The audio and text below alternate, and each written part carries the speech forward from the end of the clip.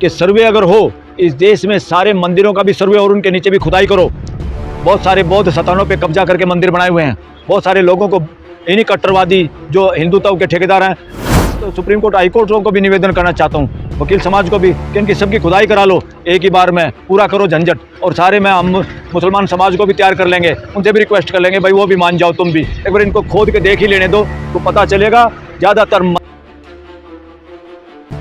मैं as an advocate और as a student of law यही कहूँगा, इस तरह के जजों की और इस तरह की जुडिशरी को की देश को जरूरत नहीं है।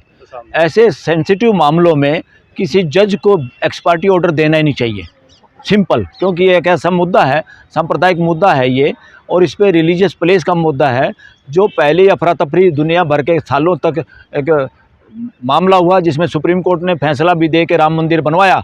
आज तक भी उस जजमेंट को देश हजम नहीं कर पाया, और मैं उन लोगों में से भी हूँ। मैं कहता हूँ सुप्रीम कोर्ट ने गलत काम किया, जहाँ एक षड्यंत्र का शिकार बनाया गया उस मस्जिद को। हमें उससे नहीं है कि भाई मस्जिद मंदिर की कीमत पे बने या मंदिर मस्जिद की कीमत पे बने। हमें ये भी नहीं है कि देश, ये मंदिर और मस्जिद हमारा फेट या हमारा भविष्य तय करें। हमारा भविष्य संविधान और मानवता तय करेगी। मंदिर मस्जिदों का रोल देश के लोगों को मानवीयता से भरने का है, उनको लड़ाने का नहीं है, उनको फंसाने का नहीं, उनको कमज़ोर करने का नहीं है। जो मंदिर, जो मस्जिद, जो गुरुद्वारे, जो गिरजाघर मानवता को जोड़ने का काम नहीं करते, मैं उनकी सार्थकता भी नहीं समझता।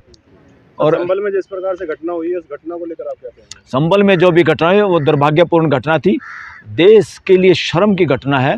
एक भी बच्चे का खून बहाना इस देश के अंदर बंदूकों से, और वो भी सरकारी बंदूकों से, वो तानाशाही, राजशाही और व्यक्तिवाद का परिचायक है, जो इस देश में उसके लिए कोई जगह नहीं। जब से देश आज़ाद हुआ और संविधान लागू हुआ, यहाँ तानाशाही, राजशाही और व्यक्तिवाद के लिए कोई जगह नहीं है। ये चीज़ें तानाशाही, राजशाही और व्यक्तिवाद में ही पॉसिबल हैं, जहाँ तुरंत ऑर्डर दे दो और लोगों को मरवा दो।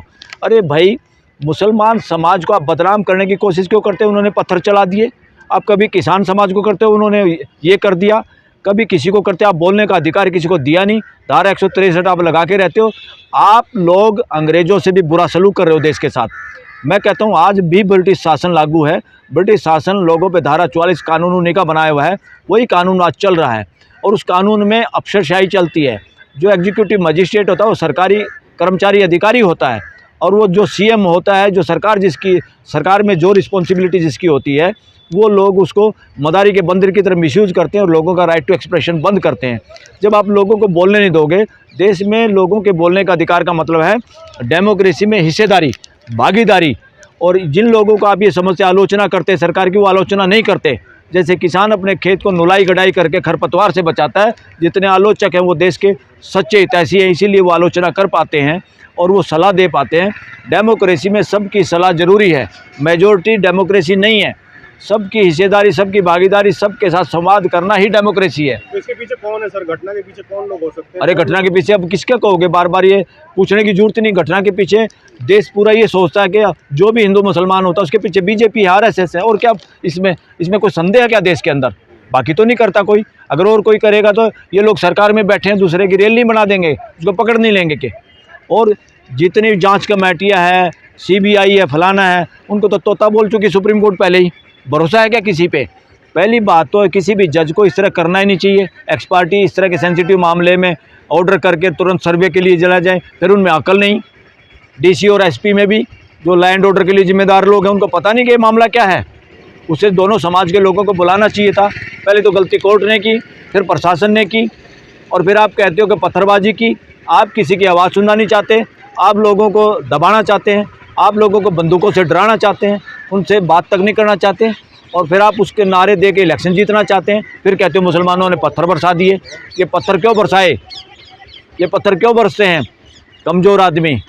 आप बंदूक लोगों पे तानेंगे और किसी को इस तरह से उनको फील होगा कि न्याय नहीं हो रहा, और लोग फिर उनको उन्हीं के ऊपर आरोप लगाओगे कि CCTV में इतने लोगों ने पत्थर फेंके हैं। आपने जो बंदूकें चलाई हैं, आपने जो ऑर्डर किया कोर्ट ने, आपने जो बिना लोगों के संवाद के इस तरह सर्वे करने पहुंच गए, आप लोगों की क्या ड्यूटी बनती है? DC और SP की क्या ड्यूटी बनती है? एक जज की क्या ड्यूटी बनती है देश के प्रति? और एक जिनके हाथों में बंदूक है, दूसरे सामने बंदूक नहीं है, वो खाली पत्थर हैं। तो आपने क्या सुरक्षा, पुलिस का ये काम है कि ऐसे हालात क्रिएट करें कि फोर्स का यूज करना ही ना पड़े। ऐसे हालात क्रिएट करने की ड्यूटी खुद पुलिस वालों की है, अधिकारियों की है, कि समाज से बात करते तो ये हालात पैदा ही नहीं होते। और दूसरा, जब देश में वर्शिप एक्ट बन चुका है, गड्ढे मुर्दे नहीं खोदने, और ये गड्ढे मुर्दे खोदने वाले कौन लोग हैं? ये देश को दोबारा बंटवाना चाहते हैं। ये वही षड्यंत्रकारी लोग हैं जो ना देश के थे ना आज समाज के हैं ये लोग। मगर देश बेवकूफ़ बन रहा है, इनके झांसे में आके डरा के बटोगे तो कटोगे, फलाना करोगे, ढिकड़ा करोगे। इसलिए मैं कह रहा हूँ, जो कट्टर हिंदुत्व के ठेकेदार हैं वो इस देश के हिंदुओं के पैरोकार नहीं हैं, वो वर्णवादी लोग हैं। पहले भी वो इस देश पे अपने षड्यंत्रों से कब्जा किए बैठे थे, आज भी वो कब्जा करना चाहते हैं, लगातार उसको बनाए रखना चाहते हैं।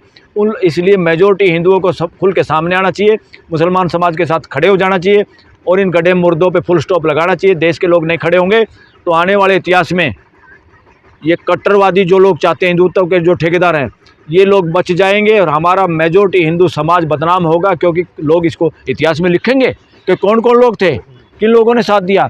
तो आने वाली पीढ़ियाँ ये सोचेंगी कि मेजॉरिटी हिंदुओं की थी, इसलिए इन्होंने मुसलमानों पे अत्याचार किया है, हम उस अत्याचार में शामिल नहीं होना चाहते। मैं देश के लोगों से आह्वान करना चाहता हूँ, यही तो मौका है न्याय के साथ खड़े होने का, भाईचारा दिखाने का। इसलिए भाईचारा दिखाने की जिम्मेवारी, बनाने की जिम्मेवारी कॉन्स्टिट्यूशनल कोर्ट की है, सरकार की है, प्रशासन की है। अगर वो नहीं दिखाना चाहते तो अल्टीमेटली मालिकों की है, देश के लोगों की है, देश की जनता की है। 140 करोड़ लोगों का देश है ये। आप सर साथ खड़ा होने की बात कर रहे हैं, लेकिन जब टीम जाती है सर्वे की या पुलिस का जो भी जाते हैं, पुलिस की टीम जब जाती है तो वहाँ पे मॉब है वो घेर लेता है, पथराव कर देता है। इसलिए मैं तो एक वो चाहता हूँ कि सर्वे अगर हो, इस देश में सारे मंदिरों का भी सर्वे और उनके नीचे भी खुदाई करो। बहुत सारे बौद्ध स्थानों पे कब्जा करके मंदिर बनाए हुए हैं। बहुत सारे लोगों को इन्हीं कट्टरवादी जो हिंदुत्व के ठेकेदार हैं, इसी मानसिकता ने बहुत सारे बौद्धों को मारा इस देश के अंदर। तो सारों को, अगर सारे मंदिरों की खुदाई, मैं तो सुप्रीम कोर्ट, हाई कोर्टों को भी निवेदन करना चाहता हूँ, वकील समाज को भी, कि इनकी सबकी खुदाई करा लो एक ही बार में, पूरा करो झंझट। और सारे में हम मुसलमान समाज को भी तैयार कर लेंगे, उनसे भी रिक्वेस्ट कर लेंगे, भाई वो भी मान जाओ, तुम भी एक बार इनको खोद के देख ही लेने दो, तो पता चलेगा। ज़्यादातर मंदिर डेमोलिश करने पड़ेंगे, उनके नीचे बौद्ध स्थान है, बौद्ध मंदिर हैं वहाँ पर।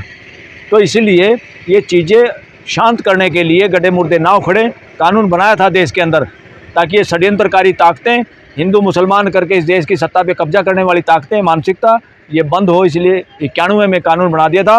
15 अगस्त 1947 के बाद, उससे पहले जो भी चीज़ जैसी थी उसको वैसी बनी रहने देंगे, उसमें कोई परिवर्तन नहीं होगा और कोई इसमें छेड़खानी क्वेश्चन नहीं उठाएगा। ये क्यों बार बार क्वेश्चन उठ रहे हैं, कैसे ऑर्डर कर रहे हैं कोर्ट? सर आप कह रहे हैं इसके पीछे बीजेपी आरएसएस होती है, लेकिन मोहन भागवत जो आरएसएस प्रमुख है वो तो कह रहे हैं कि भाई हर जगह मंदिर के नीचे, मस्जिद के नीचे मंदिर मत ढूंढो, ऐसे तो फिर बहुत दिक्कत होगी। अरे ये वही है, चोर कहो, चोर को कहो लग जा और शाह को कहो जग जा। यानी चोर को कहो तुम चोरी करो और घर के मालिक को कहो भाई जाग जा। मोहन भागवत चाहता तो हो सकता है ये, क्या समझते हो आप? तो क्या समझ रहे हो? बयान तो दे रहे हैं ना सर। क्या बयान दे रहे? इसको अभी तक नहीं समझे क्या? पूरा देश समझ रहा है इन बातों को। मुसलमान समाज को कुछ बहम है क्या अभी भी?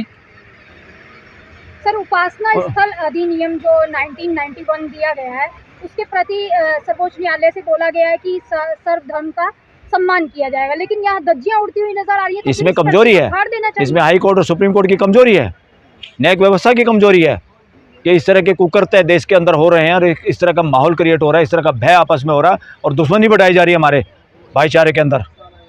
ये मानव जाति रिलीजन की बंधक नहीं है। रिलीजन को, मानव जाति को इकट्ठा करना है, मानवता की ओर ले जाना, भाईचारे की ओर ले जाना है और हमारा संविधान भी वही चाहता है।